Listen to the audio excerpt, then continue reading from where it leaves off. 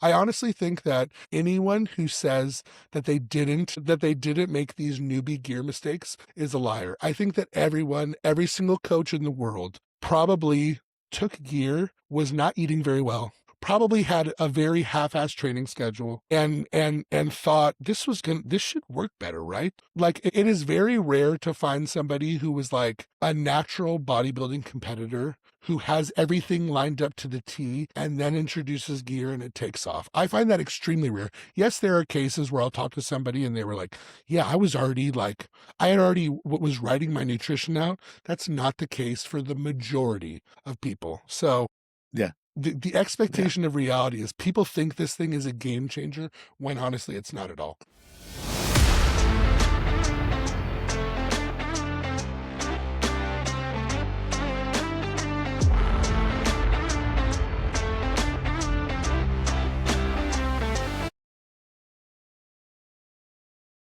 Hey, hello and welcome everyone. This is Gonzo Herrero, and today I have the absolute pleasure of introducing Mr. Kevin. I'm assuming it's going to be pronounced Meagher. Is that Okay, correct? you know what's crazy? It's actually pronounced Maher. I just say Meagher because Maher. I at a certain point in time I just stopped correcting people. I'm like, Kevin Meagher rolls off the tongue. Keep it like that. Don't even worry. Okay, so Kevin Meagher, more correctly, Kevin Maher, There we but go. also known AKA as TheOtherOne55 on the professional muscle board, which is quite possibly the premier bodybuilding board, as far as I know, in the world. You know, it's got everybody in there. So, Correct. so welcome. So, all right. So let's start with the basics. Let's start with you, learning about you. What is your origin story if you were a superhero? Like, what pulled you into bodybuilding? First of all, dude, thank you very much for having me on. I feel honored to even be a guest on here. You're doing big things. I feel like you and your son are Thank you. badasses. You've had amazing guests. I've seen you featured on other podcasts. So, like, this is a big feat for even you having me on. So I appreciate you, man. Well, thank you. Thank you for coming on. Of course. Dude, I wish, you know what's crazy is I wish I had like a cool, like, I mean, it's in the eye of the beholder. I wish I had like a cool origin story of like where I came Uh-huh. from and how like I was like picked on as a kid and I was like, I'm gonna get big and strong for me to do this. Uh-huh. Honestly, I was like a sports guy. Like I grew up, Okay. you know what I mean? Kind of being interested in sports, being an athletic guy. I was always kind of a bigger Okay. kid in So, general. so unlike a lot of bodybuilders, Yes. you came at it from the healthy side. Agree. Exactly. Literally. I came at it from Yeah. like, I was always kind of active as a kid. And I honestly was like a big kid too. I was always I'm Mhm. not, I mean, I'm 6'1" now.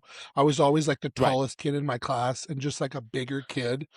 People would Mhm. constantly be like, you should sign your son up to play football to my parents. And I Right. played basketball and stuff like that.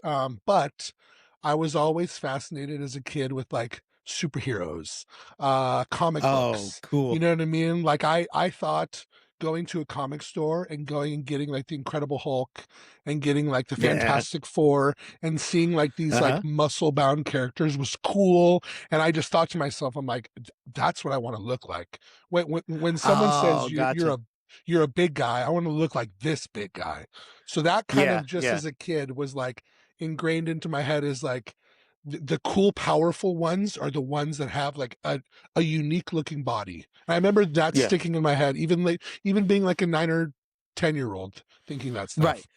So if I may ask, are you Generation X or are you a millennial? I'm Where a do you millennial. land in there? I'm a millennial. You are a millennial. Okay. I am in my late 30s. I grew up Okay. I'm a 90s kid, so you know what I mean? Like I grew up Yeah. watching like You X-Men grew and up with stuff like Image Comics with Jim yes, Lee and yes. Todd There we McFarlane go. and those guys. Yes, Yeah. exactly. You know what I mean? So like Okay. so I grew up playing sports and honestly I Hmm. played football in high school. And I was always Okay. ever s- e- ever since I touched weights, I just happened to naturally be the strongest kid in my class or on the team, whatever I was in. I naturally had an affinity to like strength sports. So like the first time I And you like know, we talk about in bodybuilding, we talk a lot about like the genetic potential, right? But it yes. sounds like this was something that you had it. You had it So already and you knew it. You know it okay, from the get. okay, You know what's crazy though is I feel like when you hear bodybuilders, a lot of them, and I don't necessarily believe in these like body types of like mesomorph, ectomorph, endomorph. Yeah. I never really was like the lean kid. I never was like Right.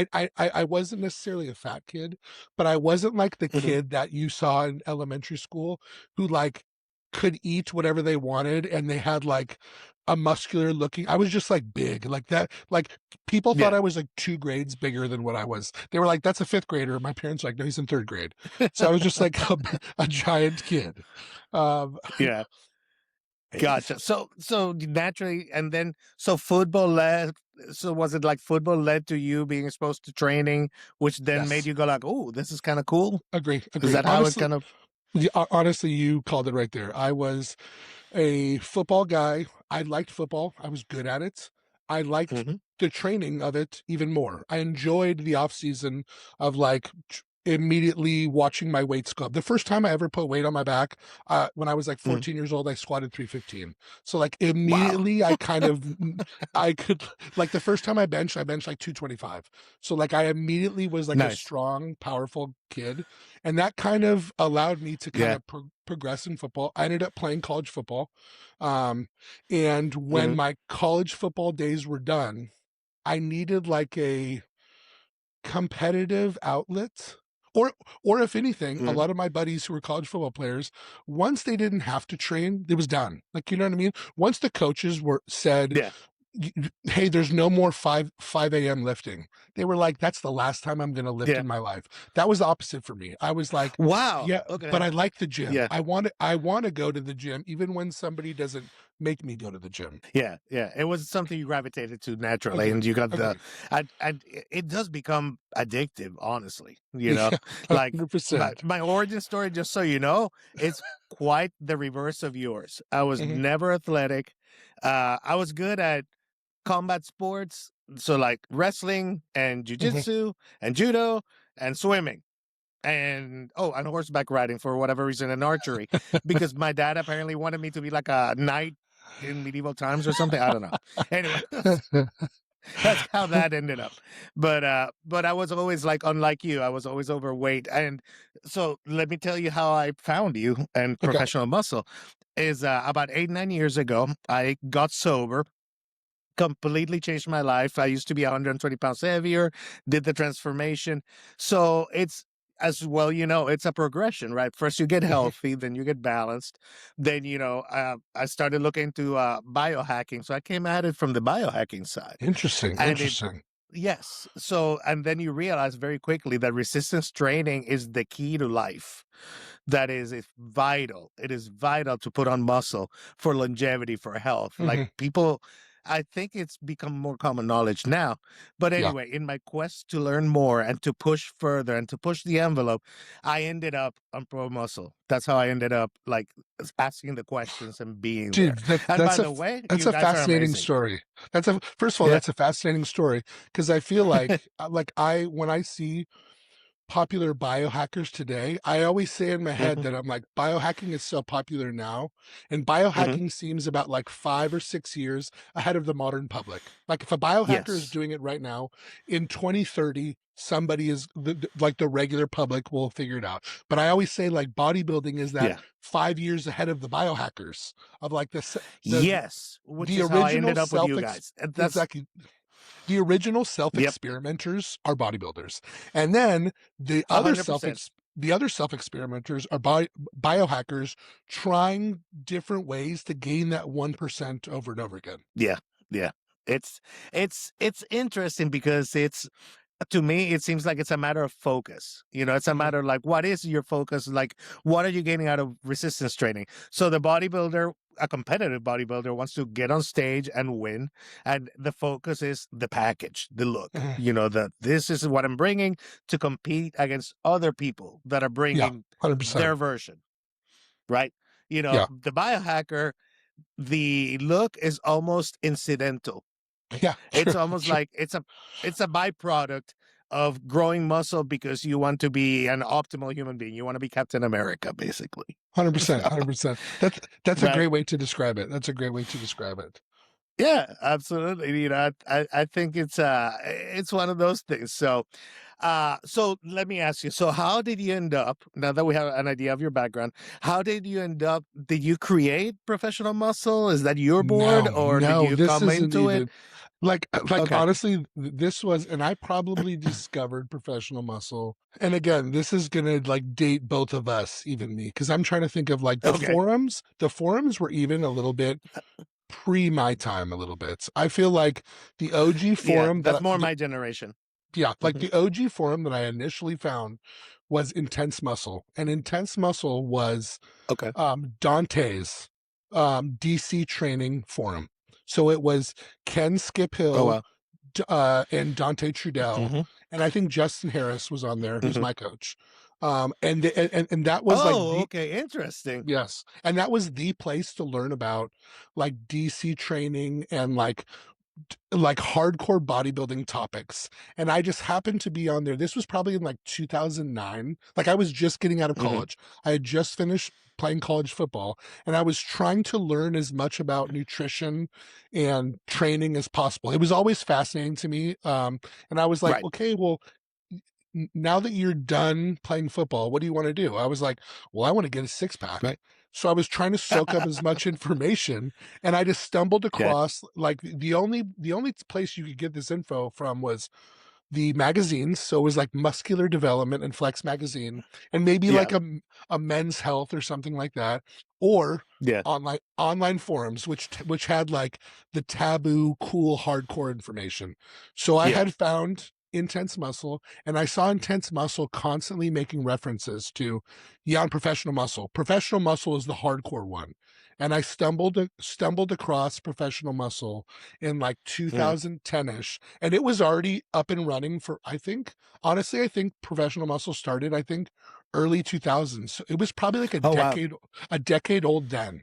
So there was Wow. still very active though in terms of bodybuilding knowledge, like the subjects and topics in nutrition, training, gear topics were all over the Yeah. place. So I was like a sponge. I was just like trying to read as much as possible. Like don't post. I was trying to not Hmm. post and just read as much. I probably spent 2 or 3 years not saying a word and just reading so many threads from as many of like the huge guys as possible. Just trying to like, okay, like okay, so some guys use keto and some guys are high carb. What's the difference? Hmm. Or like this guy likes EQ, this guy likes Yeah. DECA. What's the difference? Or like this guy is Yeah. Yeah. says get fat in the off season. This guy says stay lean in the off season. What's the difference? I was just trying to get Yeah. my And then grasp around. this guy trains only one set to absolute Yes. failure, and this guy does 3 or 4 sets. Yeah. Why? Why? Agree. And It they was both look just great. So yes. why? Totally. It was like getting as Yeah. much info as possible. And at that time I feel like the way forums were, it was like it was hardcore. It was like if you chimed in on stuff that like you didn't have any knowledge on, Yeah. it Hmm. was aggressive. People would just, if you said the wrong thing, people would be like, Uh-huh. shut the hell up, get off the board. So like you kind of knew It's very like quickly. a Western barbell online. Yes, you a know, hundred like percent. you It go was in there and yeah. know your Get place. get your But it face torn definitely, off. definitely, I wish I had known that when I walked in, because you know me, like I got in there and I just start asking questions. I'll search and look, and if I can find, I'll ask. And I'm so used to it's so interesting seeing, because there are so many people there with so many different types of personalities. Some Yes. folks like keep it simple, keep it direct. This is how it goes. Don't question it. And I absolutely respect that. For example, that's the impression I get, like from somebody like Lukey. He's got it figured out. He's got his Yep. system, and he's got the things that he agrees and disagrees with, and he Hmm. just sticks to those things, which is, Hmm. by the way, really cool, because it gives Yeah. that consistency. Versus somebody like me who's just asking questions of everything. Like I Agree.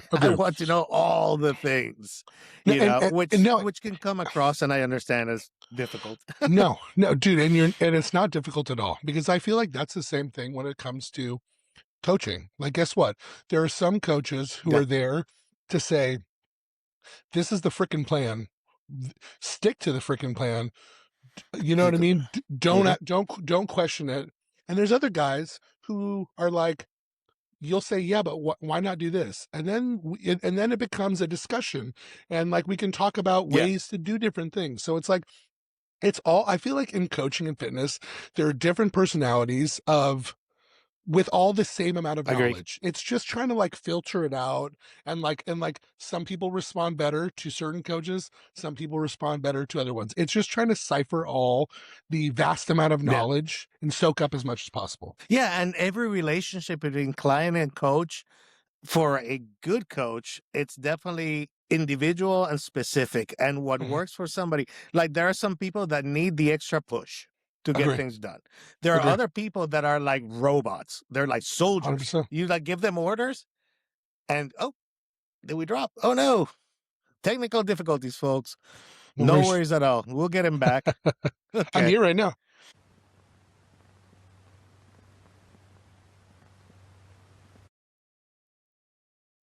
Oop.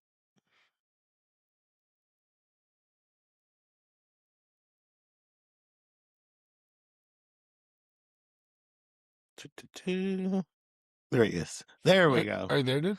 Technical difficulties. No Okay. worries. It Okay. You know what's happens. crazy But is, your signal's way better now, though.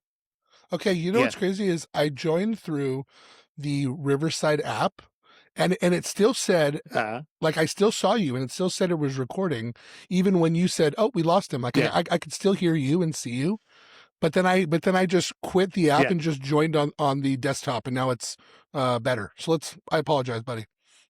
Okay. Let's roll with that. And I can always edit this out. Cool. So, No worries. you know, this is part of the job. So all right. So I'm going to set for the transcript. Of course. Okay. Here's where we go again.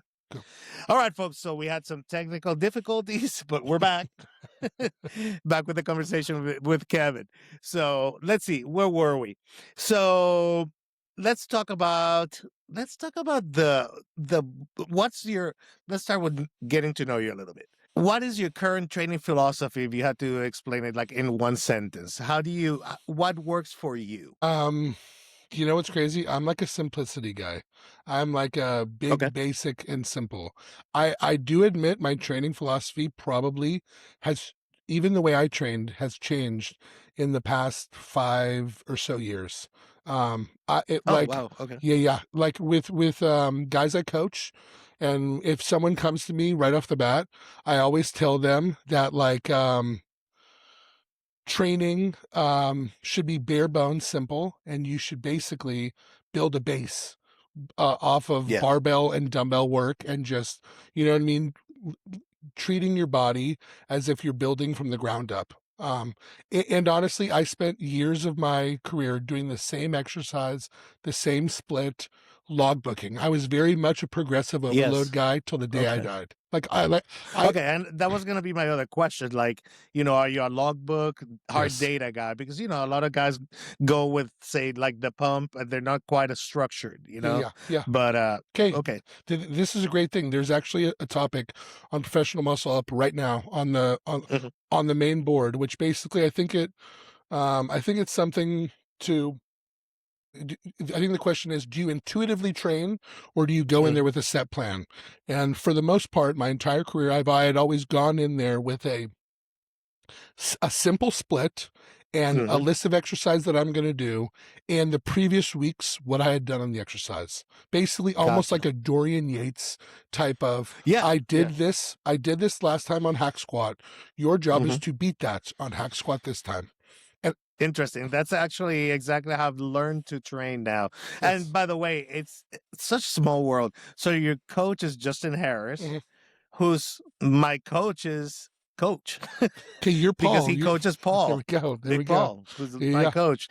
So shout out to both of them, by the way. There we go. Shout I'll out. be seeing them both for the first time in person, I think, at the Arnold Oh, you're going. That's next amazing, week. dude. Amazing. You're gonna Yeah, have a great time.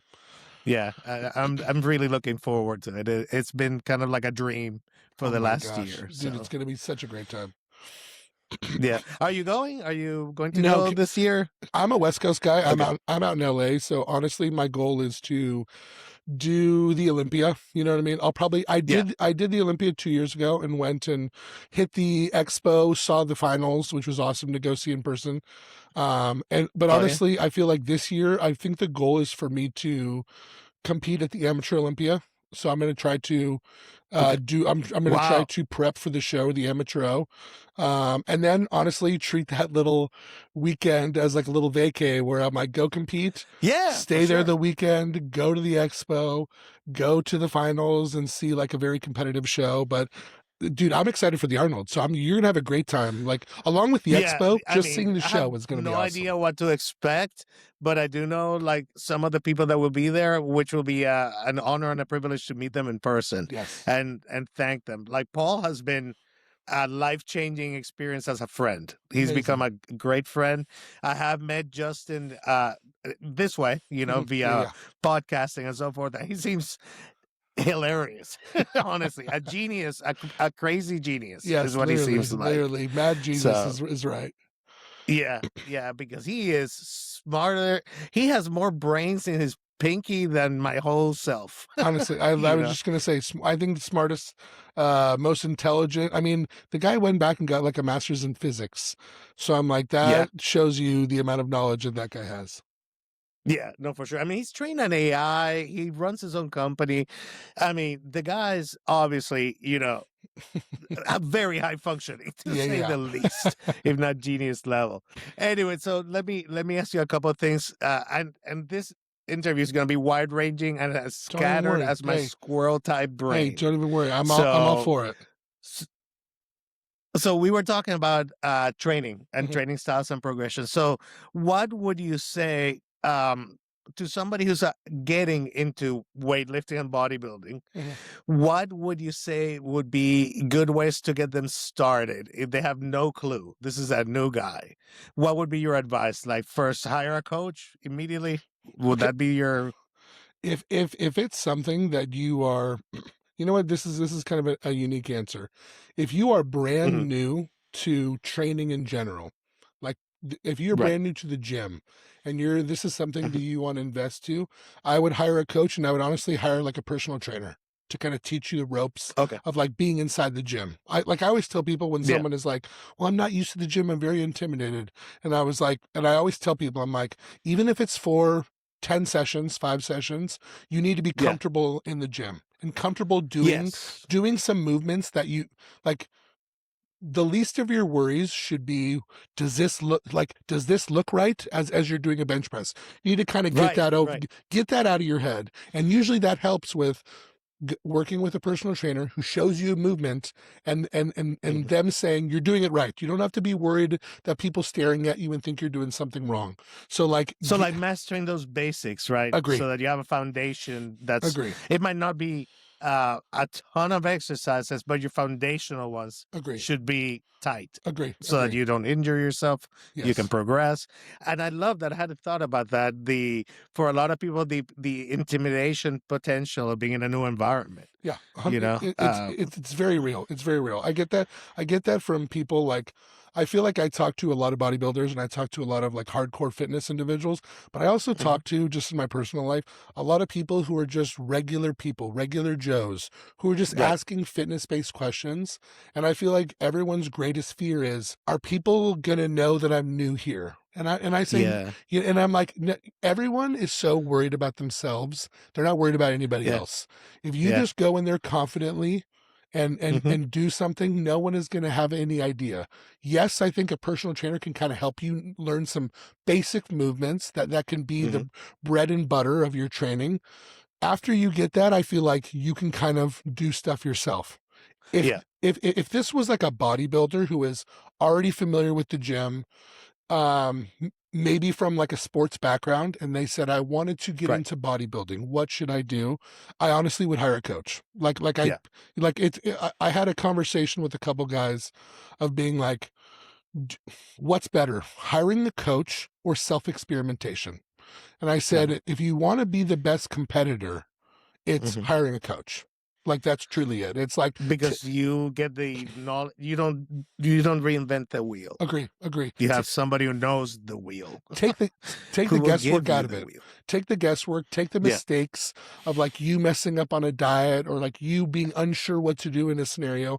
Have someone take the reins from you and steer that ship themselves. If your Yeah. goal is to Yeah. just learn your body and possibly maybe Mhm. become a really good coach in the future, I think self-experimentation is great, but just realize that it's self-experimentation. You're going to make mistakes. You're going to mess things Yeah. up. It might take a longer time getting from point A to point B. And that's just the reality of it. Yeah. Yeah. So kind of going back to the training philosophies for people to understand for long-term, growth. And here's the other thing, like you just pointed out something that I want to go ahead and make sure that the audience is aware of. Weightlifting and bodybuilding are not necessarily the same thing. Agree. Like weight training, for health and fitness is going to look very different, Mhm. probably, from, say, a competitive bodybuilder or a 100%. competitive power lifter, which, by the 100%. way, to the average person, they don't know the difference between those two things, and they're remarkably different. They're Yes. completely different goals. Mhm. One wants to move as much weight efficiently as possible. The other one wants to build their physique, and the weights are the tool to Agree. build the physique. Agree. But That's it, before I was a competitive bodybuilder, I was a competitive powerlifter. Mhm. So like Oh, wow, okay. I've seen the evolution of training for a sports background where the goal is performance and the goal Yeah. is to be like prep your body to handle things on the field. And that's a Yeah, very different training. And then I switched to more of okay, prep your body for maximal load. Your training is about literally 10 seconds on a platform. And can you move Right. weight from point A to point B? And Grip it or rip it. yes, you know what I mean? Yes. Like that's a different game. And Yeah. then what I'm doing now is a completely different game of being like, these are just tools for shaping your body. Like Yes. what I would give a 50-year-old mom, stay-at-home mom who's going to the gym and just needs to learn movements versus what Right. I would give to a guy whose goal is to bench 405 is very different than what I would Totally give different. to a Yeah. 20-year-old who just wants a big chest. Very different things. Yeah. These are all like different goals, and they're achieved in different ways. 100%. The cool thing is that the overall concept of weight training applied correctly solves for all of those scenarios. Agree. Which is awesome. I know. I love it. I mean, it's fascinating to me that the weight room can be used by any and everybody for some sort of benefit. Benefit. I mean, even so, we have, like, in my gym, I go to a commercial gym. We have people that are in their 70s and 80s working out there and working out hard, by the way, and they've been able to maintain mobility and quality of life, and their health span is great because of that. Agreed. Because of the weight training, 100%, 100%. Watching your nutrition and all that good stuff. Yeah. Because the other thing is that let's not forget that once you start the weight training, I think most people naturally start gravitating towards, well, what about the nutrition aspect? What about rest? What about, what else can I optimize right in my life so that it all works harmoniously together rather than different parts and so all forth. all the other factors that come into play. Yeah. And there are other factors. It's like, you know what I mean? I feel like once somebody gets the bug, which is I've discovered the gym and I have figured out ways to motivate myself at the gym. Usually what happens is they say to themselves along the journey, okay, is there anything else I can do to facilitate this? Are there other steps that I could do in my life that could also influence the weight room as well? And there are several other factors. And once you tell them, like, guess what you eat, you know what I mean? How you sleep, your preparation, your mindset, stuff like that. Usually a light bulb goes off in their head and they're like, really? Oh, yeah. So it is fascinating to watch people like get bit by a bug and then realize that there's other things that come along with it. Well, yeah, and the lessons applied there that you learn that you can then translate to other aspects of your life, that determination, that grit, that discipline, the ability to be comfortable being uncomfortable. Agree. All of those things can translate, you know, to your office, to your work, to your business. I Agree. mean, there's nothing but positive there. Agree. If, you know, Yeah. You know what's crazy is I'm always fascinated, and this is even outside the realm of like weightlifting. I'm always fascinated when I meet people who make a choice mhm, or are choosing to do something extremely difficult. yeah, I find it fascinating. And mhm, and it's probably because me and you have prepped and yeah, prepared for a show yeah, where we know the feeling of like everything in our being is telling us this sucks, don't do this this. feels terrible. Nobody would dare choose to do this. But we like will get up at Mhm, 5 a.m., get on the yeah. stairmaster and do it. And everyone will whisper to us, you can just quit. You don't have to do this. This is crazy. And we don't Yeah, quit. yeah, isn't that Yeah, crazy? but Like, there are other things such as when I meet someone who's runs marathons, or when I meet someone who's yeah, like into mountain climbing or something like that, I'm always like, okay, you have a weird bug like I do, where you enjoy choosing extremely difficult things and just seeing yes, how much you can deal with it. Like just seeing like you like pushing your body to the max. And I always appreciate that. I'm like, you have yeah. something sick wrong with you. Yeah, there's something off kilter in all these activities I because agree. I a agree. rational human really wouldn't No one would choose put this. No themselves one through would choose this. this. Yeah. And by the way, you described my wife is the she loves to run. She Yeah, does the marathons. That's that's her. good for Even though her. she does weight train Yeah, though okay, that's to awesome. keep that balance. Yeah. And my middle child is a rock climber. Okay, there Like we that's what go. he does. He's Yep, a competitive rock climber. that's He's awesome. now a coach actually. Okay, So that's what a fascinating like okay, your uh family is just like choosing to do difficult stuff. So that's awesome.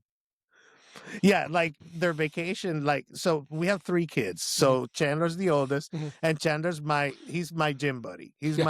He's the one who came up with the idea of doing the Okay, show. there we Like I go. never thought I'd be in Good front for of a bunch of Chandler. strangers in shorts with my shirt off.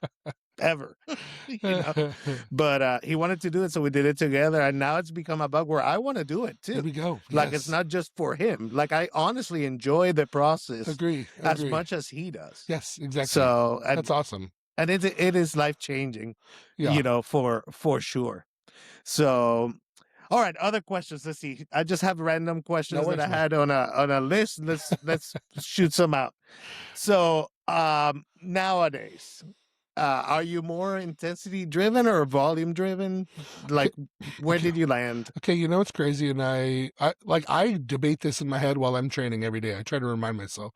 Honestly, Okay. I spent years and years and years logbooking. I Right. probably built the majority of my size building a logbook of almost if your audience is familiar, there is a very influential coach and competitor Jordan Peters who is in the UK Yes. base, and Very familiar. yes, he's one of the most muscle bound human beings, and I was a follower of his for years. I remember I Yeah. first logged onto his forum in like 2017 and just basically adopted his style of like it's the weights or you die, and I Yeah. you know what I mean, where it's literally life or death moving weight. And I honestly This is such a coincidence because I had discovered him probably a year Mhm, before I started training with Coach Paul. okay, yeah, And Paul, of course, is a high volume guy, yeah, which actually for our age makes more sense 100%, 100%. because I found results doing the Peterson approach, but man, like the recovery was brutal and the 100%. joint strain was brutal at this age. I mean, So, this yeah. you're preaching kind of what my adjustment has been. I spent years doing this. I got Uh, brutally strong. I was already a ex powerlifter. right. I was already my raw bench was already in the 500s. My Mhm. squat and my deadlift was already in the 700s. And I had transitioned to Wow. this push pull legs type setup. And it was getting to the Right. point doing the logbook, which I love, but I'm like, you get to a point where you're so strong that it's a danger. It is a danger. Yeah, yeah. One foot So the placement. risk benefit, right? Yes. And Okay. like, as somebody who has a beat up shoulder and some football nagging injuries, I tried to make a adjustment, and honestly, it was just a switch up. I told myself one off season, I was like, you know what Mhm, you're gonna do, rather than logbook, train in a similar way, but just don't write anything mhm. down. Train intuitively. Like, Interesting. you know what I Okay. mean? And I'm like, maybe do a little bit more volume. Like, I noticed that my shoulders and arms were lacking a little bit, and I said, okay, Hmm. let's add some volume, just like my own, like, mental notes to myself. And Right. honestly, even without logbooking, I gained 15 pounds that off season of, like, Wow. stage weight. So it was one of those ones where, even without living and dying by the logbook and just Right. going with how I feel and just Hmm. approaching it and just being like, well, I think I can handle a little bit more shoulders. I think I can handle a little bit Hmm. more arms. I made a huge jump in progress. And as I've Wow. gotten older and as my joints have gotten beat up, I've kind of come Mm. down off of that 2 heavy sets of a compound press, 2 heavy Right. sets of a shoulder press, to much more of a volume based approach. I still train to failure, but Yeah. I know that if I do 2 sets as heavy as possible, there's a higher Hmm. likelihood that I mess my chest up or shoulders than if I Right. go maybe 4 sets at like an 80%. And I just feel Uh, better. I enjoy the pump. Like, as mhm. Justin would talk about, I think there's a myofibular growth, and I think there's a sarcoplasmic pump growth. And I do Right. find that some people respond better to certain ones. And I noticed when I did a little bit more pump, a little bit more volume, my Hmm. physique started to get a little rounder, like if Interesting. anything. Okay. And Okay. certain body parts that maybe had not responded to the low volume responded Hmm. much better to high volume. And that was just Interesting. me taking mental notes on myself, being like, you can kind of train your back hard and heavy, grip it and rip it. Right. But when you're doing your arms and shoulders and even your quads, your quads respond better if you're doing like 10 sets than if you're doing like Uh-huh. 4 sets. So it was just Gotcha. like taking mental notes every off season of what's working, what's not working, and kind of making adjustments on that. But right now, my approach is much Hmm. more in the moderate to high volume, not crazy intensity or load, but enough where I'm feeling like I'm getting an adequate stimulus. Yeah. Yeah. So, kind of related to that, s- what do you think is more important for people to keep in mind for long-term growth? We're talking about, because again, this game is a game of years. Yes. It takes years to grow a physique that's, stage ready, show ready, Hmm. impressive. It takes a Yeah. while. So would you say load progression or execution quality would be for long-term growth, if that's the big goal? Like, That's a what t- would you, that's a tough or you one. can cheat? Yeah, I'm going to cheat this one. Okay. I would probably take an athlete that I'm coaching, and I would Hmm. have him probably go several seasons of load progression and high intensity Okay. until he's built an adequate amount of muscle mass. Hmm. Until he has gone farther than his natural limits in terms of muscle mass. Then Yeah. at a certain point in time, to preserve his joints and preserve his overall health, I would probably keep the load at a moderate weight and Hmm. try to progress maybe in volume a little bit more. Okay. I think that probably is the best way to build an incredibly strong, solid base, but then allow you to make slight adjustments and progress on that over time without killing yourself doing it. Right. And then there's the aspect of which you mentioned before, of the risk versus return. Like at some point, and every athlete is different. Yeah. Where, like, I mean, if let's say you're super strong, like you, and you can do like an incline bench press with 4 plates or 3 plates. Mhm. As you progress beyond that, so what are you actually gonna get from a Agree. physique standpoint? Because if you mess up that movement Agree. one time, Yeah. That can be really I bad. know. So Like there were points I remember when I was like logbooking where like, and I've heard other guys say this, I'm like, where you have anxiety about the following day's workout.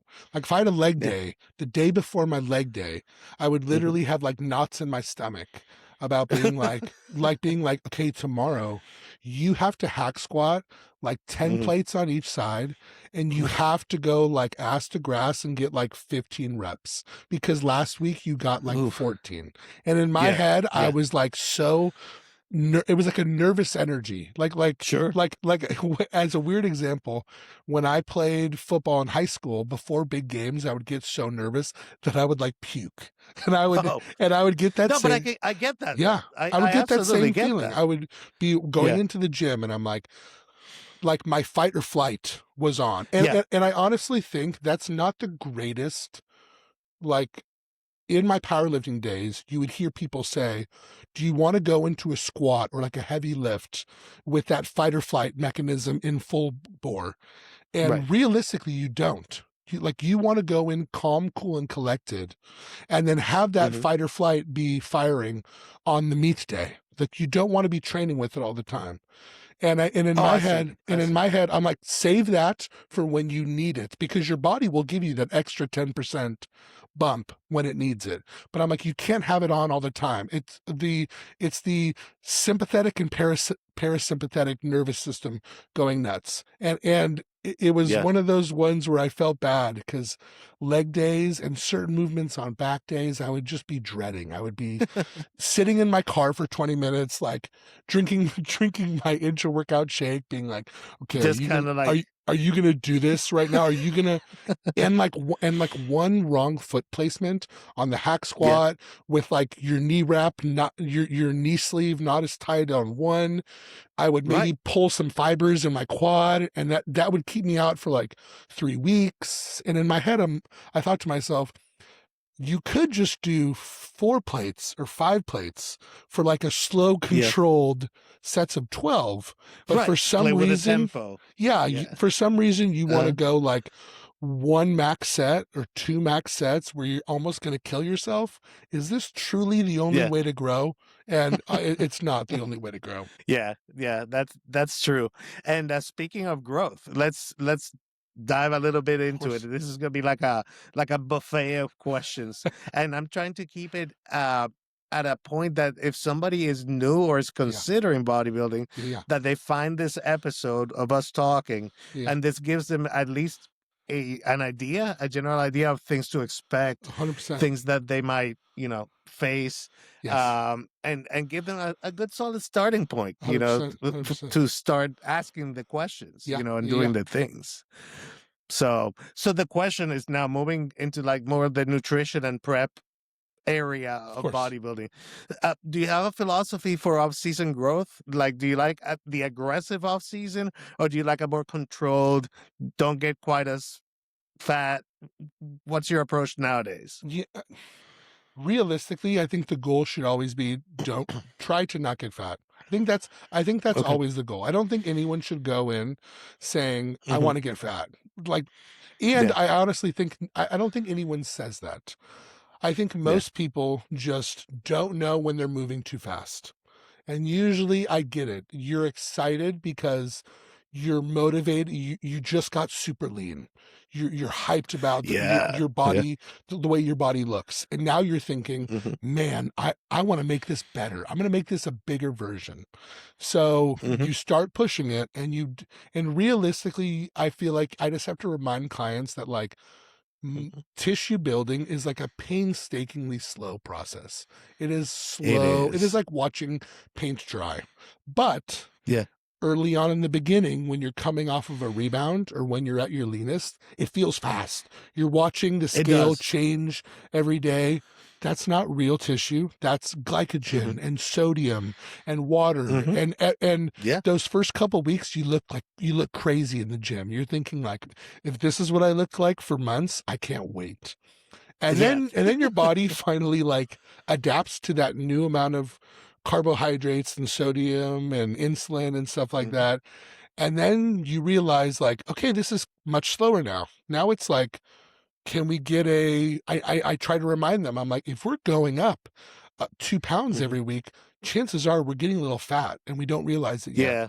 So it's Yeah, one of because the, yeah, what's the rate of accretion for tissue, even if yes. everything is perfect? You know, it's what, a quarter of a pound a Yeah, week, maybe? it's like grams, Yeah, it's like, yes, it's one of those, and honestly, like Justin is a great example of someone who's done the breakdown of like when everything is going right and you are in the perfect mhm, um nutrition partitioning and everything is going and you have everything going towards muscle building, it's still like grams. So it's one of yes. those ones where people have this idea of like, I'm going to gain like 20 pounds of muscle. Doesn't work that way. Does not work that way. In a year. Yes. You know what I mean? Like, so Yeah. like the biggest guys that you've ever seen, that took them years on years and years and years of eating the Mhm. same thing, the same thing, the same thing. And then this Over is and over. this is the result. This is like 10 years of work and this is what they look like. Yeah. It wasn't their third month of bodybuilding that they looked like this. So it is just like a slow evolution that I kind of need to remind clients of, Mhm. hey, like I'm just going to send you a plan. I'll tell you if we're going too fast or too slow, but I promise you we Yeah. will get results at the end. It will be worth it. Mhm.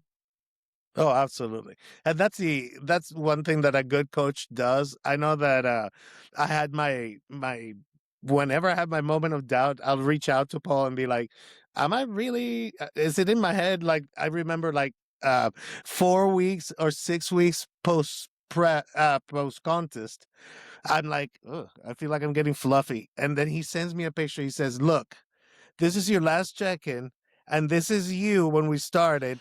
Both of these pictures, you weigh exactly the Yes, same, there we go. but you look completely different. Agree. And it's that kind of it's the long game, you know, and Yes. that's something that a good coach, by the way, is great at, and bringing objectivity and sanity, especially when we're in contest prep and that prep brain is in effect. You make bad I choices. know. You don't. 100%. Yeah. You know Yeah. you can't make good Agree. choices. Like props to the people who can coach themselves. I think that is That's and would be badass. the most difficult thing in the world. Like I've heard guys Mhm. say at a certain point in time, and I'm probably coming close to that time where like my own preps and competition days are probably winding down. But they've had to Mhm. say, like, do I want to be a really good bodybuilder or do I want to be a really, really good coach? Because it's very difficult to do both at the same time. Yeah. You know what I mean? Yeah. So it's one of Because if those you're a ones. good coach, you're going to be spending time with your clients, you Yes. know, Yeah. helping them and Agree. watching them and Yes. training them. And Agree. it's not you. That's, Exactly. You gotta and then take we have families, we have jobs. Agree, agree. Take yourself out of the equation is basically what it comes down to. Yeah. Yeah. Which is, it's a tough one for sure. So, okay. So keeping with in the spirit of nutrition and prep, what would you say, if you had to comment, would be like the biggest mistake that you see competitors make during prep as far as nutrition and all that? I mean, If is there anything just to give people like a heads up, this is what you're gonna face when you're hungry and starving? I mean, I think that usually when I see guys make mistakes, usually the mistakes are um, wanting the progress so bad that they're moving the needle too much. And like, and I'm explaining that as like Okay. in variables is when we're dieting, we Mhm. have many levers to pull. We have the Yes. nutrition variable of how much we're eating. Hmm. We have a cardio Yep. variable. We have a Yep. fat loss agents variable. We have a little bit of Right. training variable and we have the gear variable. And I think that Yeah. people get a little too excited or they Hmm. think they're behind or they think something isn't happening fast enough. So they start pulling every single one. And it's Yeah. very difficult to see what's working when you're pulling 6 of them at once. So like, Yeah. I'm guilty of this, by the way. no, I'm no, very guilty it's of this. you know what's crazy is everyone is guilty of this at a certain point in time. It's a learning curve that guys eventually figure out. But what happens is the scale didn't move one week and guys get Uh-huh. nervous and they say, I want to do cardio now 7 days a week, and I want to pull my carbs down 100 grams of carbs. And I also think Right. we should add in Tren early. And next thing you know, there's Yeah. 5 different things that have changed. And And we you have don't know which one, if no any, idea. No idea. is the one that's giving you Agree. progress. Yeah. Like using all your cards too early in the hand. I'm like, you got to save some stuff because eventually, Yeah. like when it's coming down the line and we're like 4 or 3 weeks out, we still want to have a couple options left. And if you've used everything, Yeah. if you're already You doing don't have anywhere to go. 3 hours of Yeah. cardio and you're taking this amount of fat loss and you're taking this Oof. amount of drugs and you're eating eating like 1,000 calories a day, where do you go from there? It's so tough. Yeah. It sets up a perfect storm. And I think like a lot of people have to understand, like, of course, when we're talking competitive bodybuilding and this cycle of contest prep, for the average person, like they need to understand this is very stressful on the body, on the person, because 100%. you're restricting your calories unnaturally. You may be using, like you said, fat loss agents, which are all different. It could be GLP-3, that's one way. Mhm. It could be Clen, it could be SLU, it could be a combination of these things. Yeah. So, you got to keep all of those. There's so many variables. And again, it's almost, this is becoming almost like an ad to like hire a coach, to Clearly. have that person help you make those determinations, Yeah. with a clear head and an Sure. objective, Agree. head. So, yeah. Let me ask you, for you, what's harder, pushing food in the off season or enduring prep hunger? Okay, you know what? I feel like Uh, pushing food in the off season. really? That's harder? You know what's crazy is I feel like anyone who says otherwise is not big. That sounds terrible to say. It's not big. Probably true, because I'm not big and I couldn't eat everything. Like So, like 2 days ago, I had a high uh-huh, day. I had a high day 2 days ago. The day after the uh-huh. high day, I weighed 322 pounds. Wow. I'm a little under 6'1", so I'm like 6 foot at like 322. Right. And it's one of Uh, those ones where the sheer amount of food that you need to consume in order to keep your mhm, weight sustained as well as make progress, I feel like it just became, being right. a large bodybuilder is equated to being a professional leader.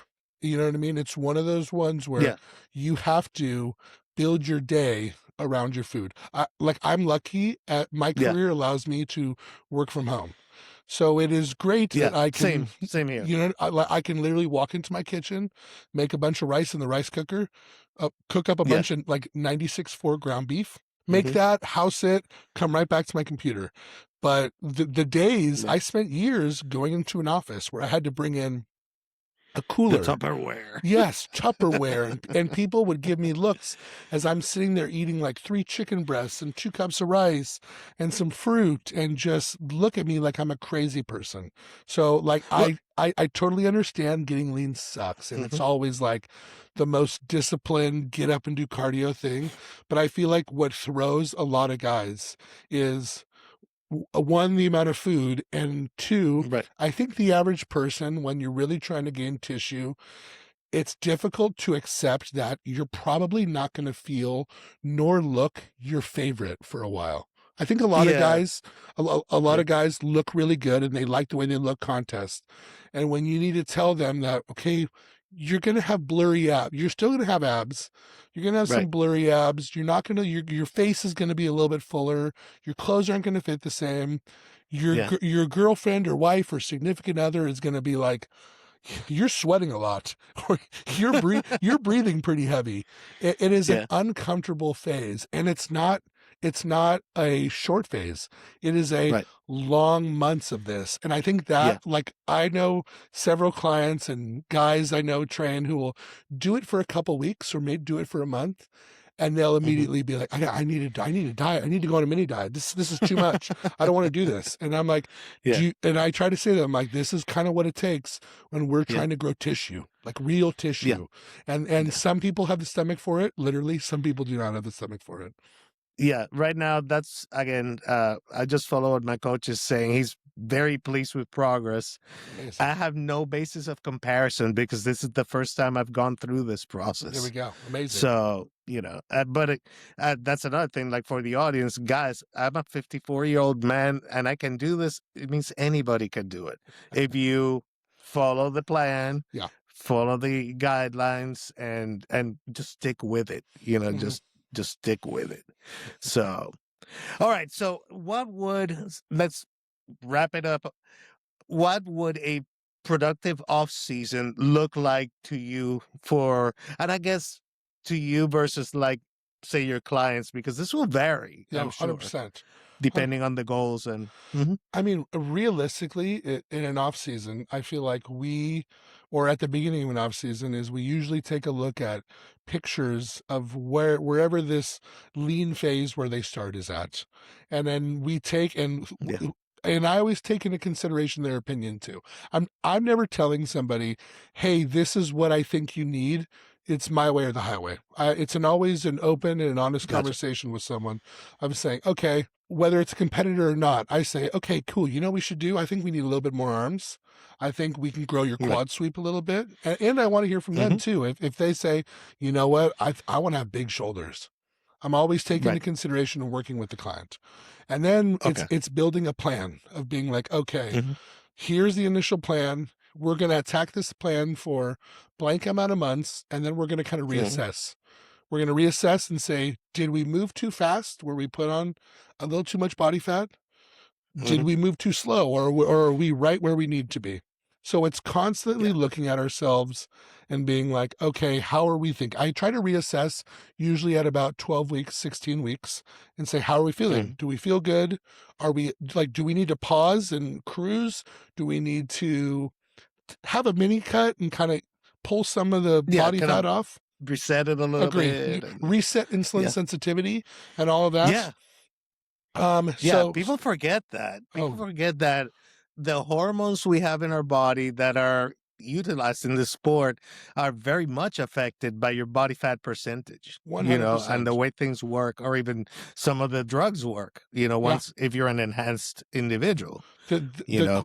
I feel like I always go on a tirade when I tell people I'm like the quickest way to ruin an off season and where we have where we have to hit pause or reset Mhm. is by ruining our insulin sensitivity. And Yeah. that honestly comes from just following the diet. I know not everyone, and it takes a while for competitors and just clients in general to kind of lock Hmm. in. Like I'm well aware that like a guy who's been doing this for 10 years versus Hmm. someone who's been doing it for 2 years, the guy doing it for 10 years can kind of say, going to a pizza place with my wife has no effect on me. Right. When I go out with my wife and my daughter to a kid's birthday party and they're having cake is zero effect on me. 10 Hmm. years ago, 15 years ago, that stuff was hard. Like you know what I mean? Yeah. Like someone would Yeah. say, "Oh, you're not eating with this? Come on, Kev, just have one slice." It was a mental Yeah. battle, and so it takes practice to kind of build this up. But the Yeah. quickest way to kind of throw your insulin sensitivity is eating off plan, indulging in the stuff that you're probably not supposed to indulge in. And next thing you Hmm. know, a check-in goes from, well, we're gaining a little bit more fat than we thought. And then Yeah. just sporadic checks on like blood sugar and stuff like that can kind of clue you in, and even getting some blood work done, looking at, Yeah. you know what I mean, fasted glucose, insulin levels, your A1C, A1C, you know what I all mean? the usual suspects. Exactly. That stuff can give us a clue in. But it's one of those ones where I'm like, if we can maintain insulin sensitivity for as long as humanly possible, we can grow muscle tissue for as long as humanly possible. For sure. And luckily there are things that we can use in our favor in terms of things like berberine and glucose disposal agents. You know what I mean? Even Hmm. like quick walks during the day after meals can bring down our Yeah, the glucose. infamous 10-15 minute walk 3 times a Seriously. day. That's 100%. critical. Agree. Yeah, And so there's things we yeah, can do that I try to employ to try to keep people in the good zone of being like, hey, we can keep gaining. Like we're in a good spot. We can keep gaining. Stuff is still going to muscle. It's not going to body fat yet. right, right. So, by the way, Kevin, are you good? We hit the 1 hour mark. I'm good to go for a few more minutes if you're okay, No, I'm all if good, you're dude. cool with it. Thumbs up, buddy. Because now we're going to talk about that. This is where we're going to get the clicks, man. We're going to talk about PEDs now.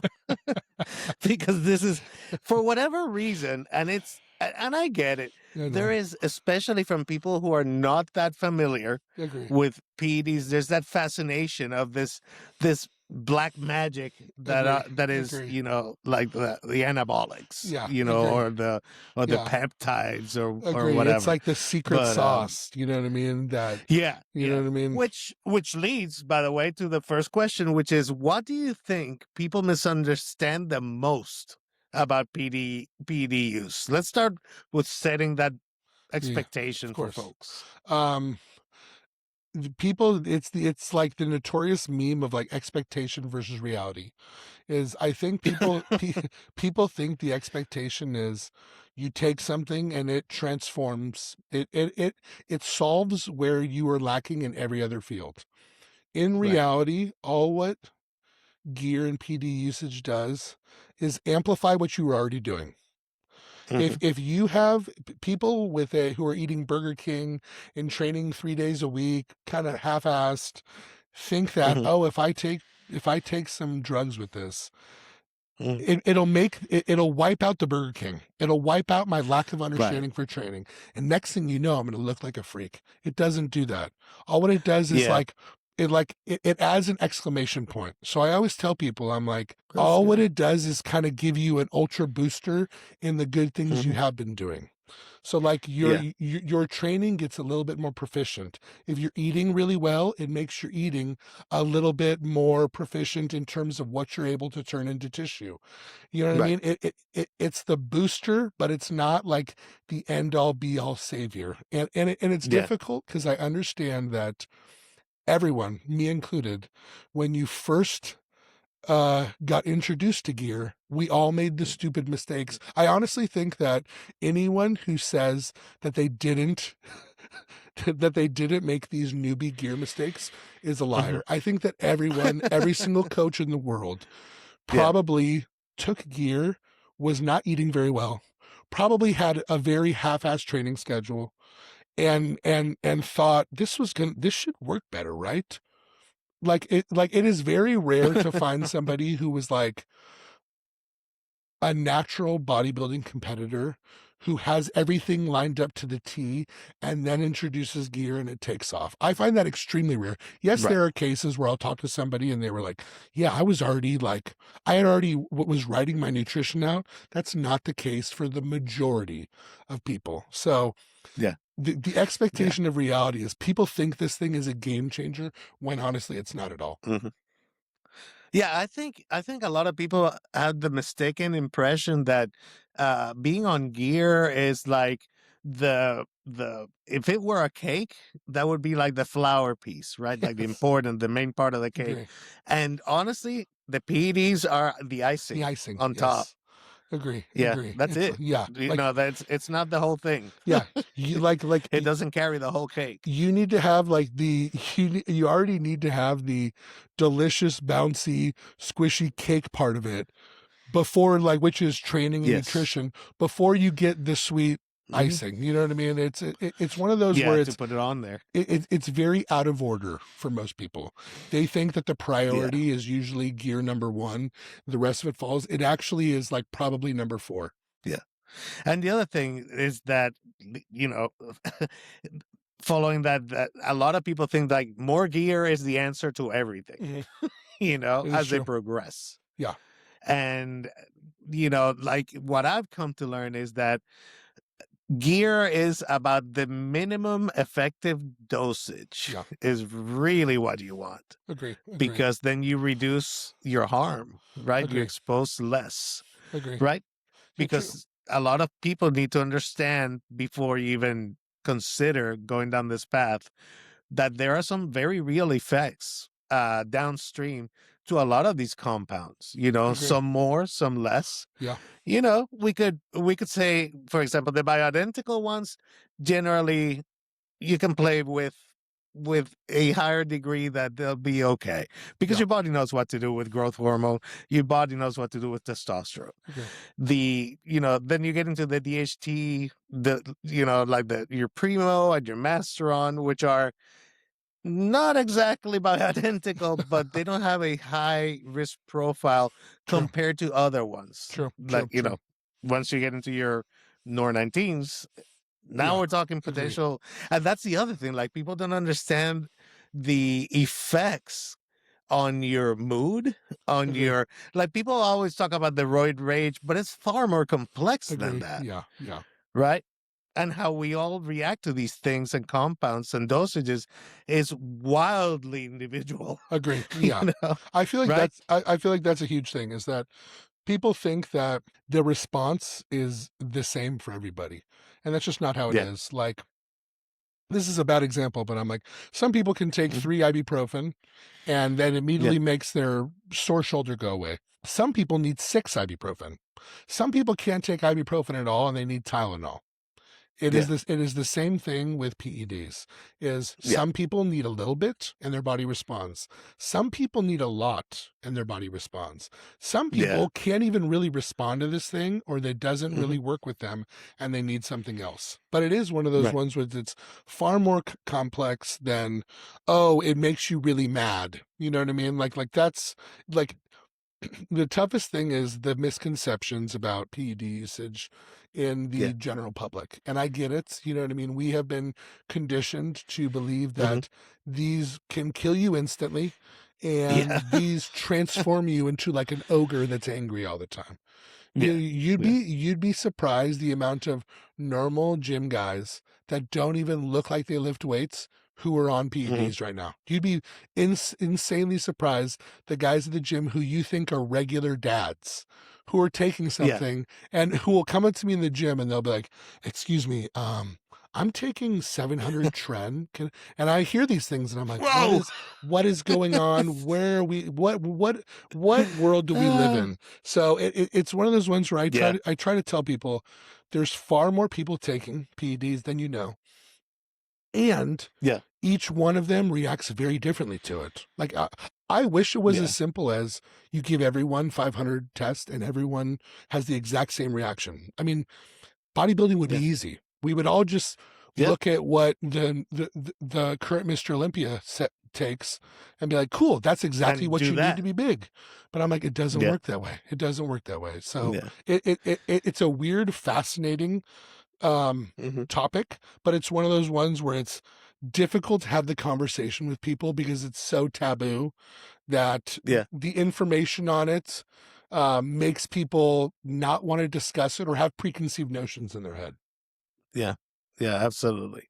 So, what is, in your opinion, out of all these compounds, what is one compound that you think is overhyped that people always, like, attribute way too much compared to what you see in reality? Um, I would probably say, from my personal experience, I think Anavar is Really? is Okay. an overhyped drug in my opinion. I Oh, I wow. I Okay. understand Uh, um that people love its ability to be used in any type of situation. You can use it prep, you can use it off yeah. season. It's It very versatile for Yes, it's sure. extremely versatile. From like Mhm. a force production and like a strength aspect, Yeah. it's one of those ones where it's pretty noticeable right off the bat. But just Hmm. with me and clients, it's not something that people have always included in that like miracle oral t- like type of pedestal Yeah. where people are like it's untouchable. Yeah. Realistically, I feel like you get a better response from like Winstrol over something like Anavar. Like it's one of those ones where Okay. there are like if I had to choose an off season, not that I'm a fan of off season orals. Hmm. If I had to choose an off season oral, Right. it would be Anadrol over Anavar, and if I had to choose a pre Yeah. contest oral, it'd be Winstrol over Anavar. So it's one of those ones where it's neither of Yeah. my top choices for any part of the season. So it's one of those ones where I've never got people putting it on this holy grail type of pedestal. Okay, so Anavar, the overhyped one. So, and it's funny that you mentioned that because I do find personally like Anavar is versatile and subtle in its effects, at Mhm, least for me, as far as results. mhm. But Anadrol is its angry little cousin that's pissed off that gets you nothing. It feels like Anadrol. Yeah, literally. Anadrol is like and it's such a interesting balance of like it gives you just enough aggression and Mhm. extra drive Yeah. to like break a plateau, Mhm. but it's not crazy like a Halo or something like Agree. that where you Agree. like Mhm. Halo is oof. That's Halo, the only Halo is like for those last like 2 to 3 weeks of like prep. I'm like, yeah, there's for no real. other time where I would want that in my system, nor would I Yeah. want to be around myself with that in my system. Yeah, absolutely. People talk about like the Tren attitude that you get, but man, Halo is like, and if you happen to be a competitor that's like you said at the end of contest prep that's decided to use Tren and And Halo, yes, it's I another don't want to be beast. around that dude. Agree, agree, agree. That guy's gonna be horrible to take out to like Yeah, to dinner to hang yeah, out. It'd be yeah, like, like oh don't sit in traffic with that guy. yeah, yeah, that's the guy that's gonna like murder Yeah, everything. literally Like, climb out of why his am I car sitting at window. this light? Yeah, just pissed at the world. Oh man. All right. So now let's talk about which one do you think is the most underrated of the PEDs? Okay, this is a tough one because there's several in terms of like Uh-huh. in terms of like my go-tos. This is going to be Yeah. probably isn't going to be considered a weird answer, but honestly, I think test, just Okay. basic test. Really? I think test is Underrated? I agree. yes, I in agree. terms of like Yeah, actually. I am very much on the test is best like bandwagon. I believe it's the basis of every cycle. It Yeah. needs to be if you want to keep any libido or anything in general. But it's also one of those ones where I feel Yeah. like we, especially competitors and bodybuilders, get so wrapped up in this plus this plus this plus this. And Yeah. realistically, a high dose test cycle when Hmm. controlling your aromatization is gonna you Right. can grow leaps and bounds with that. Like even for this off season, I did a bout Yeah. of a good like weeks of just high test, pushing my dosage higher and Hmm. higher to kind of see where I peaked out at. And in my head, I felt Hmm. it's one of those ones because I think it's bioidentical too. I feel Yeah. good. I feel good on test. I Yeah. don't feel Likewise. yes, like Yeah. even when the dosage is high, I don't feel aggressive. I understand that it depends and people feel different. Some people will be like, I Sure. feel bloated. I feel like my skin's oily and stuff like that. I feel good. It's like a dopamine hit for me where I'm like in a good mood. Yeah. I don't necessarily aromatize too much. So it's one of those ones where I'm Right. not like living on an AI the entire time. But I think it's one of those ones where we get so wrapped up on like, what's the new combo? And like, okay, do I need a bunch of Yeah. Primo plus a little bit of Mastron plus like an oral plus a little bit of test? And I'm like, I guarantee you, Yeah. one drug test is going to treat you pretty well, and especially when Yeah. we're talking about non-competitors. I think the average Yeah. guy who just wants to be a gym guy can basically probably just stay on, rotate between a cruise dosage of test, boosting that sucker up to 500 or 600, like whenever Hmm. he wants to put on a little bit of size or look good for the beach, control it with an AI a Yeah. little bit, and then bring it back down, and he's going to have a killer physique. That's true. And again, and it's hard to argue because test is one of the least expensive, Yes. so It's it's easy dirt to cheap. source. You know what I mean? Like You know, you're never going to run it's into, hard to argue against it, yeah, being you, the base of everything, you're never going you to know. run into a sponsor who's like, hey man, we're like Yeah. I haven't been able to get any test raws. No, I'm like, everyone always has tests. It's dirt Oh cheap. yeah. You know what I mean? Yeah. So you never have to worry about that. Yeah. And then of course, the thing is like at least there's definitely, I think, especially when you're starting out Hmm. in PD usage or exploration, you're curious. You want to see how does Totally. this work? How does Agree. that work? Yes, There's a little exactly. bit of that. Yeah, yeah. But I think that most of us eventually settle on a formula that we've seen has given us results and kind of like stick to variations of that main formula. Yes. Agree. In my case, it's high test and some primo and masteron Hmm. if I'm in the cutting phase. And lately, I've been playing around with MPP Agree. Yeah, in yeah. this growth season. Amazing. Very low Amazing. dose, like Yeah, yeah. 210 a week. There we go. That's awesome. So That's a great yeah, cycle. yeah, super And, simple, super simple. and you know You what's know, crazy is like I'm well aware that guys new to the game, it is kind of a see what works for you type game. So I yeah, am well aware that guys don't want to just choose test and then never touch anything else. Those first couple right, right, years, you're trying to say, well, I heard Deca was a test in Deca was a bread and butter cycle. Let me try that. yeah, Or like I heard hmm people really like EQ. Or I heard right, this DHT thing is really popular. Let me try Primo or hmm Mass. So there is a level yeah, of self experimentation that I am okay with. You know what I mean? Like, let's see what yeah, works for you. But I feel like once people kind of see what they respond to, test is one where you're never going to find someone, or it's very rare to find someone who's like, no, I hate everything. Test doesn't work for me. That doesn't exist.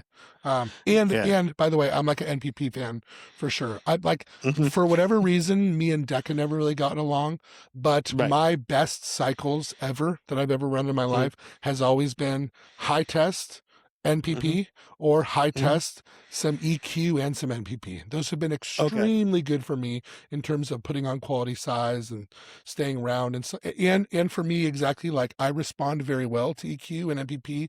My blood work is never terrible on either of those. It's one of those nice. ones where side effects wise, never really get hit with anything terrible. So it So happens you to figured work. out that this works for you, Yes, exactly. You clearly. know what I mean? Do you have This is issues, my by the way, formula. with crashing your estrogen with the EQ? Have you ever run into that or Not really. no? It's one of those ones where it's so Okay. strange. I feel like this EQ crashing estrogen thing is a fairly new discussed topic. I understand hmm that we'd have seen this on blood work with the sensitive E2 tests and watching how Yeah. EQ can affect this stuff, but I felt like for years, decades, guys have been running this hmm test or deca or test and EQ, and we really weren't Yeah. seeing any of these guys bottoming out their estrogen. So it's one of these ones where I feel like these are few and far between when we see, or these are hmm outliers, that we're just discovering through some different blood Right. work. Because in my head, I'm like, we weren't seeing this for the past 20 years. So why are we suddenly seeing it, the rise of it from like 2023 on? And we weren't really hearing Yeah. anything about this in 2000 or 2010. So it's kind of strange Yeah. to me that it's become It such a makes me big deal. wonder. It makes me wonder if part of the issues the data set is so much larger now Agree. because there are a lot more people being very open with Totally. their experimentation with PEDs and Yeah. their results. So maybe part of it is that we haven't heard it before because nobody even really talked about it. Agree. Agree. Yeah. Uh, Yeah. Plus, you have a lot more people now, population wise, like you said. There's like, I hadn't even thought of that, but that's quite possible that Joe Blow from the office next to me is on Tren. Yeah. So, Seriously. so It's true. and normally, like you start hearing about like, well, Trend does this, that, and the other thing, and or EQ does this, that, and the other thing that Yeah. you hadn't heard before, Yeah. and you're like, well, wait a minute, what is that? Is it just the larger data set? Are we Agree. asking the right questions? Are Agree. people That's very noticing it, true. That's very true. or is it a nocebo effect? Because we're all talking about how Agree. EQ can crash your Agree. estrogen. Agree. It's one of those So, ones. Yeah. It's one of those ones where, like, I always tell people, I'm like, when you add something new to the protocol anyways, I always want to give it, you know what I mean, 4 or 5 weeks to get it into your blood, and right. then we can get some blood work to really check it out. But it's one of those ones where I always tell people to like, don't be like a don't be a hypochondriac and be thinking that side effects are going to hit you all the time. I feel like that's kind of a problem today, where people read all these things about this happened to this guy, and they're like manifesting their own side effects. And I'm like, take a breath. Let's get to like 4 or 5 weeks in, and then let's check and kind of see how you're feeling. Because I agree, like any and all reports right now, if you talk to someone is saying that is telling their friend that they have Decadic right now, regardless if they have Decadic. So it's all over the place. Yeah. I could be like, dude, it's not the Deca. It's that you're 50 years old and not taking care of your health. You know, that's, the Deca is like, don't blame the Deca for what your diet, nutrition Agree. did, You know what I mean? Like, yeah, just there's so many other reasons. Yeah. It's and it's so one thing I love about the sport, and especially like with the when you start getting to the peptides and pharmacokinetics, I guess, it's that variability of 100%. how it works for everyone. Oh yeah, in its own way. It's so fascinating. Agree. Some of the most interesting threads on Pro Muscle are talking about that. You know, like when people come share their experiences, I love reading those because you always get something interesting. Agree. I love the threads. Get some insight.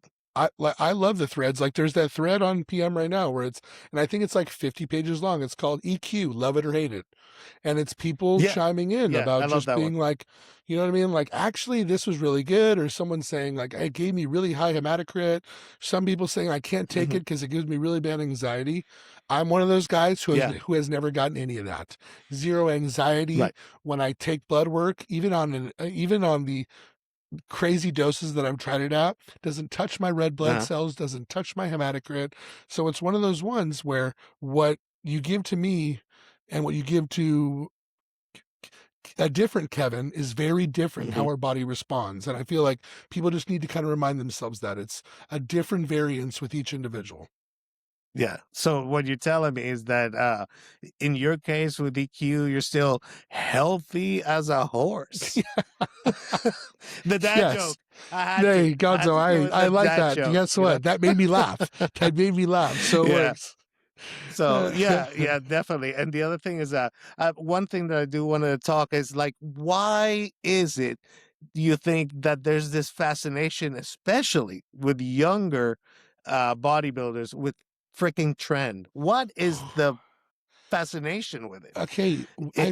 Is it its unique profile of what it does? And I mean, what is it? Why is like, if I want to boost this podcast right here, all I have to put in the title is Tren, and more Tren. And I'll get 1 million clicks. Literally. I mean, that, hey, you're going to be an influencer in a second. Okay. I feel like, we did this, the bodybuilding community did this to ourselves. You know, we did this to ourselves. It's just that we're talking about the most powerful anabolic there is, that has some amazing properties. And we talk about it like it's the holy grail, and it's like the nectar of the gods. So when you tell people, the average person, that this is like 15 years ago, you could say the word Tren. The average guy had no idea what you were talking about. My mom knows the word Tren. You know what I mean? Like people my wife knows the word Tren people now. who have no business knowing the word Tren know what Tren is. And that's because it's just gotten overplayed. You know what I mean? It could be, I won't say that it is, but it could easily work itself into an overhyped type drug. Yeah. But I also admit that it is the most powerful anabolic there is. And it is, I mean, you know what I mean? What you can get out of it, especially even at lower dosages, is amazing. It truly is. You know, but then again, the potential mental sides and all that, and how it's handled wildly varies. You know, we've seen it. We've seen people who can do 20, 30 a day, every day for months. And they're fine. You know, but then there's that one guy. Yeah. And I mean, like, he'll go to Waffle House and, do you know what I mean? You know? Strangle the cook. That's the guy. He'll strangle the cook. Yeah. But you know that red emergency phone they have at the Waffle House? That's because of Tren people. Yes, literally. I I'll mean, bet. okay, Tren or crystal meth, one or the other. either or. Don't have it be both. Okay, Yeah. this is one of those ones where we were just talking about the individuality of people's responses, and Tren is Yeah. the perfect example of like some people can handle Tren and just in general. You know what I mean? Yeah. Their temperament, their ability to handle the side effects, and the type of side effect that they get, it isn't too bad. For me, Yeah. I've never really gotten night sweats. Hmm. I've never really gotten the increased aggression. I Hmm. do get my body temp, although it's not night sweats, I feel like my body temperature is just hotter. I'm hotter during the day. I Yeah. honestly feel like it makes me smell different, as weird as that is. No, I mean, It's like a these are unique hormones it's like that are a going through our unique bodies. smell. So that And makes sense. I'm one of the Yeah. ones too where it really messes my sleep up. Like it sucks. It's just Oh, not, okay. yeah. And I honestly think that's like the worst one to get, because if you can't sleep, you can't do anything. And Yeah, you can recover, you can grow. yes, like So, Tren is or it'll stunt your growth to some degree. You know, agree. it'll affect it Yeah. for sure. And a weird one, another weird one is I've never had the elusive Tren cough before, but I know Yeah, several so I've guys. heard of it. Neither have Yes, I, but I've agree. heard people like, be scared of it to the point that they'll never ever use it in a cycle ever again Okay. because of really bad trend cough. The So, interesting thing is I have felt the sensation. Like this is going to sound strange, just because uh-huh. I have 15 to 20 years using gear. I know Right. the sensation of trend cough. I know the sensation of taking a shot, and as you're injecting, Mhm. it's almost like you hit a vein and it's slightly seeping into your Mhm. bloodstream a little bit, where you're feeling something, and what it feels is like something almost like an acid. It's almost like you're feeling heartburn in real time. You're feeling an acid kind of Oh, move up your stomach, and I felt that yeah. before, but it's never made its way to I'm about to cough. I've felt it and I've kind of been like, oh my God, something's about to happen right now. Let me Mhm. clear my throat. And I've kind of sat Right. down on my bed and been like, okay, something's about to happen. I'm either about to pass out or Yeah. something. And then I sit there and I can kind of wait a couple minutes and I feel like it kind of goes away. But I know people who have had it and they've kind of said the exact same thing. They're like, it feels Mhm. like something nicked a vein, it's in your bloodstream and it's traveling up your throat, and something is trying to climb out of your throat. And Mm. that is a scary one. And I have Yeah. used the gamut of low dose Trenace in the off season Yeah. to try to give Mhm. like, okay, is this gonna give kind of a leaner look? I've Right. done Tren E in the off season, maybe By the like way, did that work? The low dose train aid during the off season? Did yes, it actually do anything for you? yes, 100%. It And we're talking what, like 10, 20 a day Yeah, kind of like a thing? 15 milligrams a day. And So honestly, it was tiny a dose. noticeable difference looks wise. A noticeable Wow. difference. You know what I mean? It Okay. kept me more vascular. It kept like this was one of the first couple years where I was getting into the 300s, and I was so conscious about not being a fat ass, being above Mhm. 300 pounds, Sure. that I had Sure. convinced myself like, okay, you need to take like a little bit of low dose Yeah. Tren just to do it. And Yeah. honestly, it was a noticeable benefit. But I also knew in my head, like, dude, you're going to use this in prep. So like you need to get off this pretty Yeah. soon, because you're giving yourself this toxicity year round. It's probably ain't good. I've Yeah. also used Treni as an Uh-huh. experiment too. The next off season of being like, what about I do like 200 to 300 milligrams of just Treni in the background? Right. Some people look at Treni as like terrible. Like I don't, for whatever reason, Trendy is very mild to me. Okay. I never really get the feeling of toxicity and hotness and terribleness that Hmm. Tren Ace gives me with Trenny. I could run like 200 or 300 in the off season. It has never really bothered me. And it gave me Wow. that same look of like a Really? little bit leaner, a little bit tighter midsection, Hmm. vascular, like capped shoulders look. Yeah. Um, and then same thing in prep, where I've done like a couple times where I'm very lean and I'm doing Hmm. like 200, and then I push it where I'm like, let's see what it looks like when you're really lean and you take over 700. and Oh, wow. when you're getting close to a gram of Tren. Yeah. You know what I mean? And That's a lot of Tren. and it's a lot of Tren. And That is a lot of Tren, sir. and it's one of those ones where like that's what I think is not a trend right now, but I feel like people are realizing that the difference in look between 700 Tren and 200 Tren is not that different. It's Right, not that right. different. And Yeah, I think so why up the harm? exactly You know, like if you're just pushing the dosage and all what it does is increase the side effects, like what are we really using it for? It would be one thing if it was like growth hormone a little bit where Yeah. okay, there's 3 IU works and then we go to 6 and we're seeing like another gateway of a breakthrough benefit where we're like, whoa, that works way better. We're not really Yeah. seeing like a new door opening in terms of like, oh my god, the look is so much better when you double the Tren dose. No, it's not. It's not better.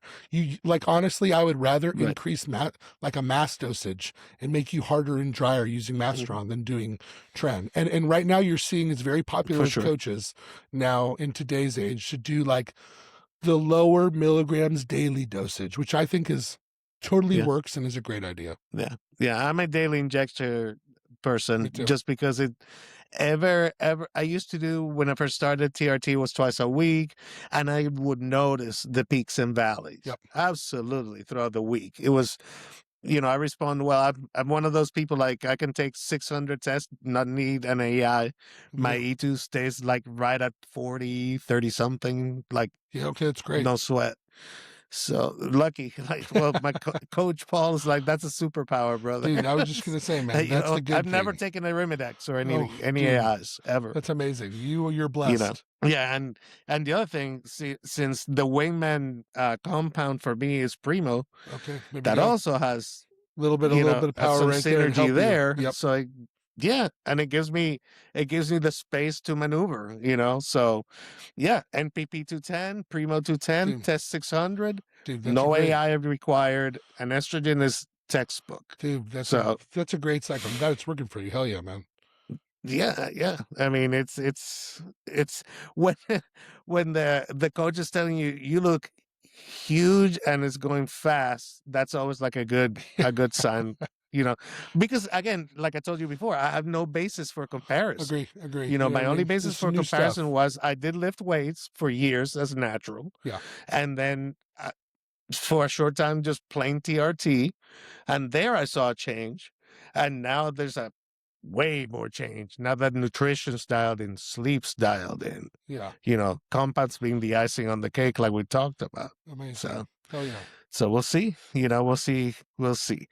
So, all right. Now on to the fun stuff, more fun stuff. So at what point, this is more like philosophical, I guess, or more to like getting to know you thing.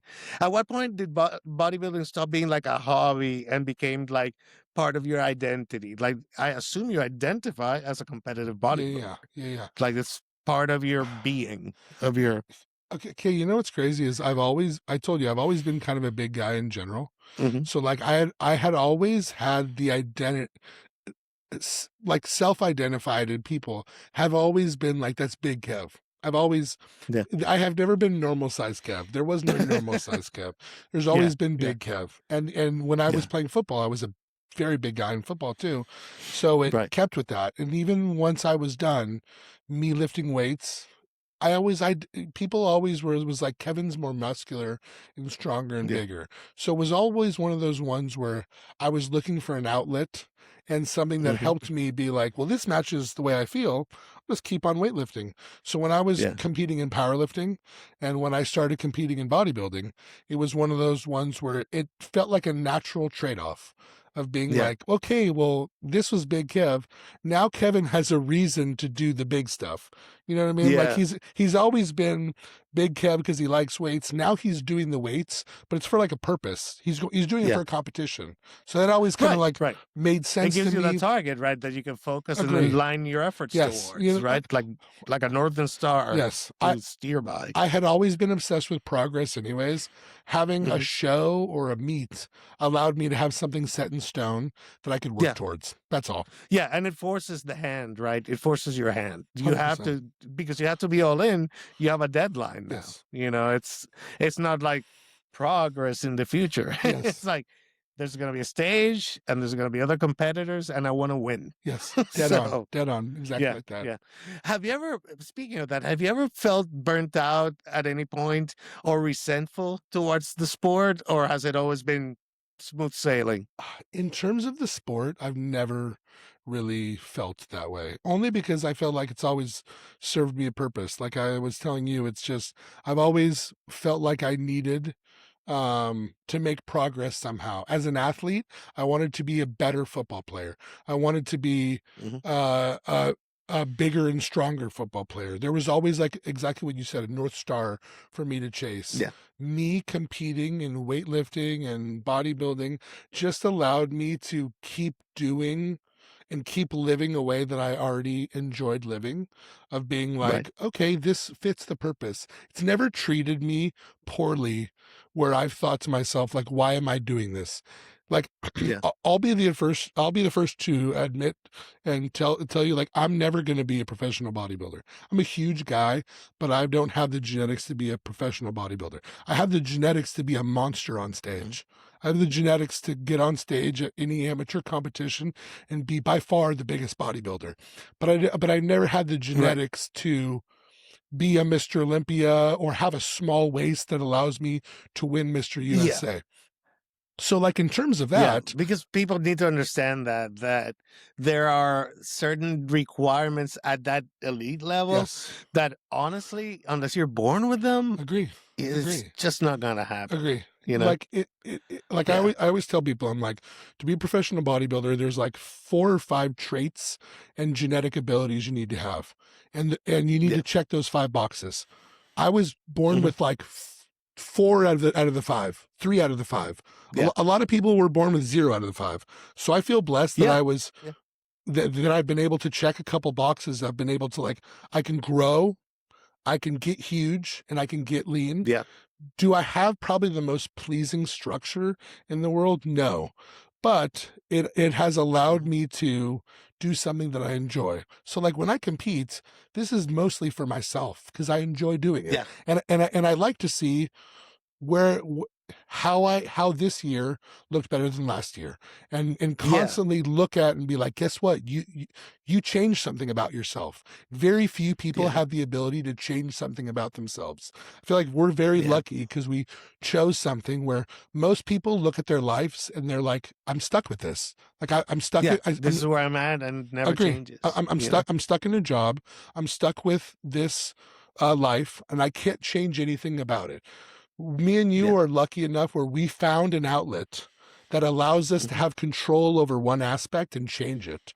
And I feel Yeah. like we've kind of figured out that, like, that's motivating to feel like we're in control of one aspect and mold ourselves and mold our goals and mold our body. Yeah. And a lot of people will never find that. And they'll, and you know what I mean? And I feel it sucks to not have that motivation. So I feel like me and you are blessed to have found that and, like, Yeah. enjoy doing it. Enjoy doing it. All right. So let me see if we can. I'll get you one more, one more question, because this way I'll keep some for. We can do this again in a Totally, few yeah. months. Of We can do course, like a buddy. check in. I Totally, would dude. love to see like your progression, There we go. Hey, as you go. So actually, so when do you have a show in mind already, like that you're targeting? I mean, I'm targeting probably the Amateur Olympia this coming year. Yeah, so I think Okay, so that's, that's September-ish, yeah, right? September-ish. September. Um, Okay. yeah, and it's and I'm pretty sure I don't have to qualify. Pretty sure the Amateur Arnold and Amateur Olympia, you don't have to qualify to, like, I don't have Hmm. to do a local NPC show, win the super heavyweight to do it. I can kind of just roll right into the Amateur Olympia. But that's kind of the goal right now. I kind of told myself that the Gotcha. Amateur Olympia would be fun because it's an international competition. There's some big Yeah. dudes, you know what I mean? Like in my head, it's always been about getting on stage with other massive guys and kind of comparing Right. myself and something Hmm. like that. So if it's not the Amateur Olympia, suppose that falls through, I'll probably do the USA's or something like that. Gotcha. Okay, so that's cool. So let me ask you, how do you handle the psychological swing from that off-season bulk that I assume is what we're doing right Yeah, yeah, now yeah. into your stage ready lean? Is it just part of the process? You don't even think about it, or does it require some mental adjustment to kind of as the date nears? I mean, What's that process like in your head? it's not even, honestly, it's something I don't even think about. Like I It feel just like is. Okay. when you talk to guys, when they're big, they're kind of tired of being big and they want to get lean. And when they're lean, they're kind of tired of being lean and they want to get big. So it's like Yeah. whatever state you're in, you're kind of thinking about the other version of it. And at this It's such point, a freaking human thing to be like yes, never it's happy. like, you know what I mean?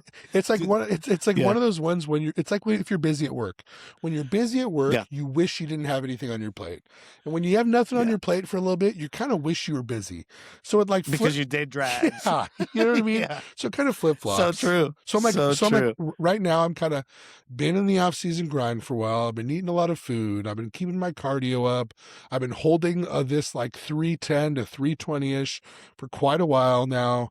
And I feel like I probably have like 6-ish more weeks of kind of like keeping progressing in strength, holding, and then hopefully I can Yeah. get like a nice kind of health phase cruise in before rolling into some prep. So like, watch, I'm gonna snap my fingers. Me and you are gonna talk soon. By the next time you talk to me, you're gonna be like, Kev's already started some prep. So it's gonna be one of those ones where we're gonna blink, and it's gonna be like in the Yeah. middle of prep, and hopefully my face is a little bit leaner, and we're noticing that. And watch, you'll talk to me then, and I'll be like, God, I wish I was big. God, I wish I was big. So it'll go back and forth. I promise. It's so true, though. It's so true. We're never happy. We're never happy. Seriously. It's and so much of what we do is so subjective. Like the other day, my wife just looked at me and reminded us, it's like, I love this look where you're at right now so much more than when you're on stage. I'm like, my. really? Like, if you had it's because you're fuller, you're rounder, Agree. like you said, and you feel better. Yes. That's the other thing. So if I had a nickel for every time someone in my family said, why don't you just stay here? Why don't you just, like right there? Yes, why don't you just stay here? And I'm like, I wish that my brain worked like that, and I wish that I could. But they're always saying that when I'm like 7% body fat. They're like, why don't you just like hang out here all the time? And I'm like, I wish. 7%. Yeah, I'm like, I wish it was like that. You know what I mean? My mind doesn't work that way. Like there is, I feel like a sickness in bodybuilding is the body dysmorphia that comes along with it. Yeah, and like I think we all have it to some degree. It's part of the game, and it's one of those ones where I almost refer to it as like the refusal for. This is a bad term, but like the refusal of maintenance. Like I don't like staying in. Like I don't like staying in place. I don't like staying normal, like in one place for too long. I either want to be progressively moving forward somehow, whether that is trimming my body fat and progressing my physique to a leaner state, or whether that's building a little bit more tissue. I can't just like hang out at 7% body fat. If I'm hanging out at 7%, not do anything, right? There's no way. That's torture. That's torture. There's no change. There's no vector. Agree. There's nothing for me to play with. That is dead on, Gonzo. Dead on. Dead on. I hadn't even thought about that, but that is so true because then there's nothing to tinker with. Yes, I'm like, I need to okay, here are my macros. This is how I eat. Yes. I'll just hang out here. There needs to be a plan. There needs to be like a thing that I'm going after. Yeah, I go to strive and drive for. Okay. Totally. That's fair. All right. Well, Kevin, this has been an amazing, super fun interview. Folks, if you have questions for Kevin or for me or whatever, comments, did we say something stupid? Did we say something cool? Did this help you out? Did this entertain you? Remember, this is for entertainment purposes only. I'm not a doctor, nor am I a physician. Nothing here is medical advice of any kind. This is just fun and education. Okay. So, Kevin, thank you so much. Dude. And let's revisit this in a few months. Of course. When you're closer to the Olympia stage, that'll be great. Of course. And yeah, man. Dude, let's do that. I appreciate with that. I appreciate you for having me on. You're the man. I really enjoy what you and your son are doing. You're a badass. You guys are two amazing competitors. And I'm glad that I could even help you and hop on this podcast. I got to have you as a guest on mine soon now too. So there we Sure, go. whenever. I am at your service. Thank you, man. Absolutely. So yeah, let's make it happen. Let's Awesome. make it happen for sure. All right, everybody. Well, hit the like, comment, subscribe, all the fun stuff. Give us questions for the next one. Kevin is an amazing resource, the professional muscle board. I'll talk about it, but you'll have to see. It's not for everybody. it's, it's not for Check it everybody. out, guys. But to be Check it fair, out. yes, to be fair though, if you are truly serious about bodybuilding, weightlifting, working your physique through strength training, I don't think there's a more valuable resource that's open and available like professional muscle. So check it out for sure. And with that, thank you everybody. Kevin, have a good night. Appreciate you, man. All right.